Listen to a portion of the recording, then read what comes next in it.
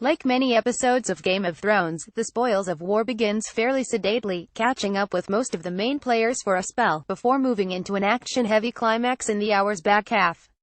Although this wasn't even an hour, it was, in fact, the shortest episode in Game of Thrones history.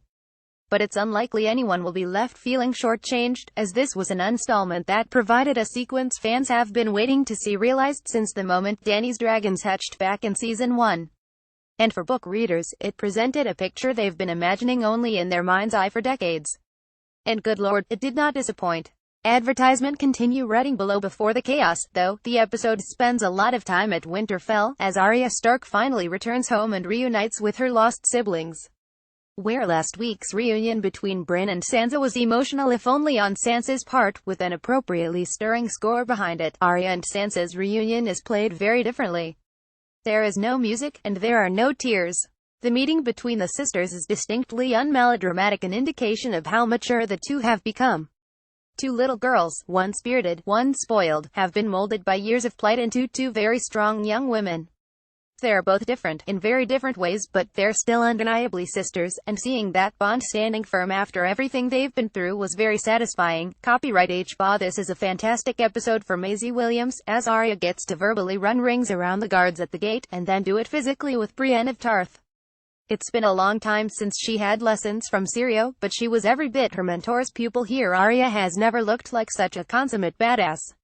Would she really be able to hold her own against Brienne while she is huge and powerful? Arya is small and nimble, and Brienne likely wouldn't have encountered her water-dancing style of fighting before, so it makes sense that she might be wrong-footed.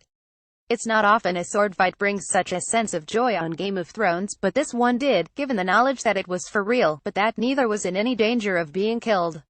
And the look on Podrick's face at seeing his own mentor take a few rare hits was priceless. Related article was that the best Game of Thrones episode ever. Advertisement continue reading below. There's another wonderful bit of physical comedy from Tyrion and Varys, as they glance nervously at one another before breaking the news of what happened at Casterly Rock to their queen. Prior to that, Jon had discovered some particularly relevant cave paintings to support his cause, while Dany's attempts to make Benthany her latter-day catchphrase continue unabated, and it was wonderful to hear Davos call Jon out on his less versus fewer grammar, in a pleasing callback to what was the closest Stannis ever came to a catchphrase of his own. More interestingly, there were the first hints of romance between the unwitting relations, although Missandei's probing into Jon Snow's name suggests that his heritage may not remain a secret for too long.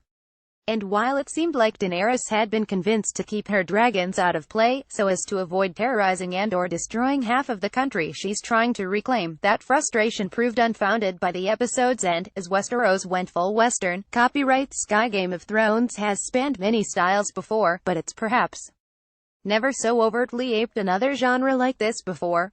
From the moment Bronn hears the rumble of hoofbeats in the distance, the sequence is an unapologetic homage to the Western. The topography of the Reach is unlike anything we've seen in Westeros before, with its huge geological monoliths in the background. Were it not so green, it might as well be Monument Valley in Arizona.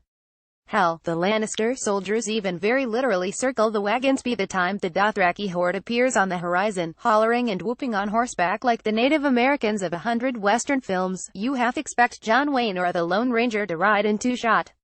And if that wasn't exciting enough, they're joined by their Khaleesi, atop Drogon, in a moment that's as thrilling as anything the show has ever presented. Related article. What happened in Westeros before Game of Thrones?